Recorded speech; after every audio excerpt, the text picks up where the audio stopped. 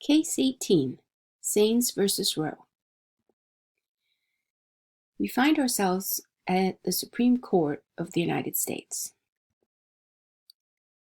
Here are the facts.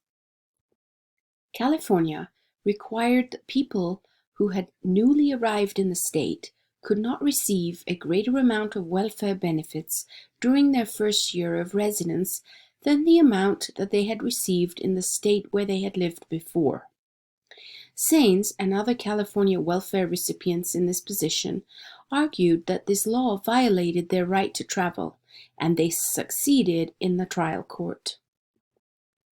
Soon afterward, Congress gave states the authority to apply the welfare benefits rules of another state if the benefits recipients had spent less than 12 months in the new state.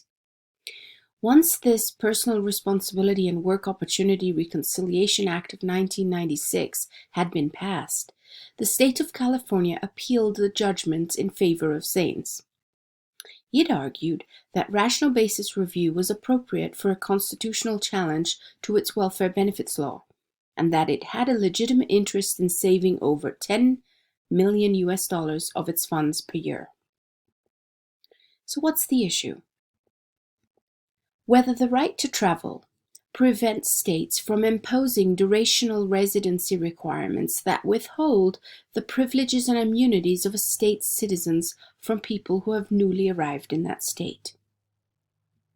The holding: the right to travel prevents states from imposing durational residency requirements that withhold the privileges and immunities of a state's citizens from people who have newly arrived in that state.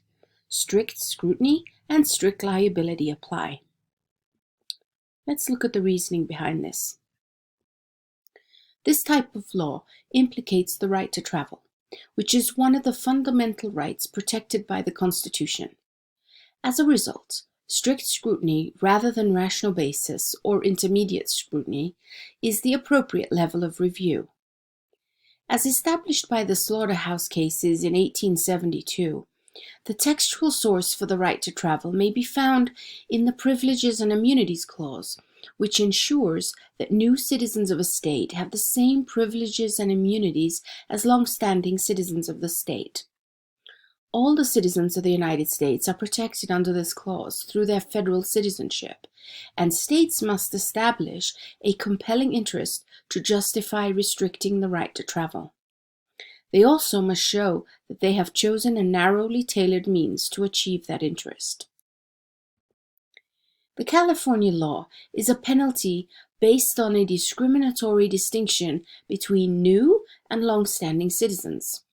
There appears to be no compelling interest that justifies it, since it is unclear that people move to the state to take advantage of its generous welfare benefits. Let's discuss the elements of the right to travel as expressed in this case and which is at issue. The court notes that the right to travel discussed in its previous cases embrace at least three different components.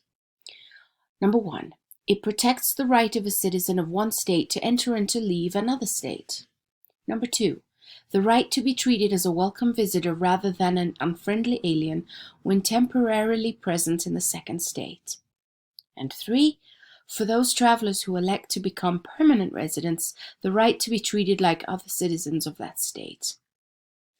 In this context, the right to travel centers on the right not to be excluded from the destination state, as much as it might involve the right to travel to and from a particular state. At issue in this case is this third aspect of the right to travel, the right of the newly arrived citizen to the same privileges and immunities enjoyed by other citizens of the same state. That right, according to the court, is protected not only by the new arrival's status as a state citizen, but also by her status as a citizen of the United States. That additional source of protection is plainly identified in the opening words of the 14th Amendment.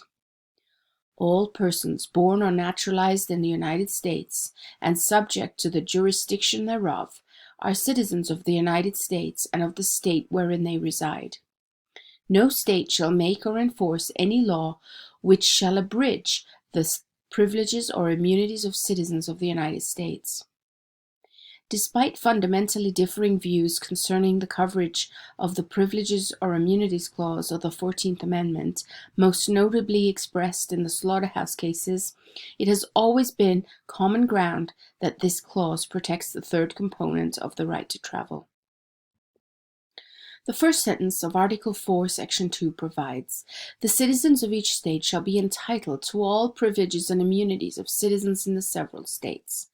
Thus, by virtue of a person's state citizenship, a citizen of one state who travels in another state, intending to return home at the end of his journey, is entitled to enjoy the privileges and immunities of citizens in the several states that he visits. This provision removes from the citizens of each state the disabilities of alienage in the other states. Those protections are not absolute, but the clause does bar discrimination against citizens of other states where there is no substantial reason for the discrimination beyond the mere fact that they are citizens of other states.